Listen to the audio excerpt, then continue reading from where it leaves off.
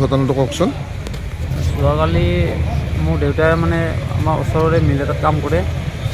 মিলটোত কাম কৰিলে ৰাতিপুৱা ওলাই গৈছে কাম কৰিব। তাৰপিছত কাম কৰি আহি একদম লাষ্টত আৰু মানে গাড়ীৰ পৰা মাল নামোৱাতে মানে গাত পৰিছে আৰু মিলৰ ভিতৰতে।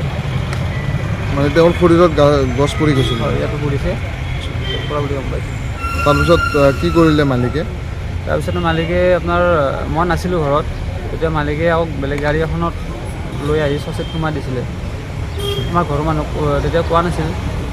তাৰপিছতে মোক ফোন মাৰিছে ঘৰৰ পৰা। তাৰপিছত আকৌ মই বাহিৰে আহি মানে মেডিকেলো পাইছোঁ, তেতিয়া ডেড হোৱা বুলি কৈছে।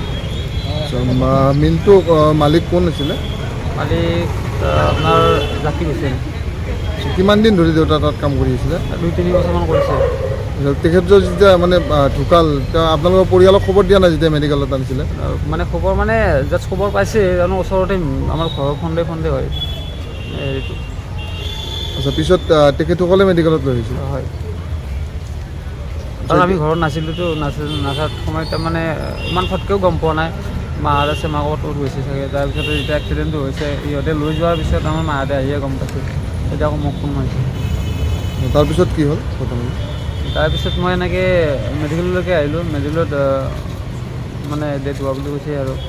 পিছত তাৰপিছত মই ক'লোঁ যে মোক সুধিছে পুলিচৰ মানে হেৰি কৰিব নালাগে এনেকৈ কৈছে। যেতিয়া মই কৈছোঁ নহয়, এইটো এনেকৈ নহয়, আলোচনা কৰি কিনে কৰিব লাগিব, তোমাক লৈ কৰিব নহয়। তেতিয়া কৈছে এতিয়া কিবা এটা হেৰি কৰা কাৰণে চহী এটা লাগে। তেতিয়া মই চহী এটা মাৰি থৈ গুচি আহিছোঁ।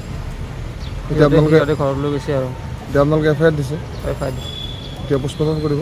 পোষ্টমৰ্টম কৰিব। আপোনাৰ গাঁওখনৰ নাম কি আছিলে? বৰলেছাগুন। দেউতাৰ নাম? মাধৱ কলিতা।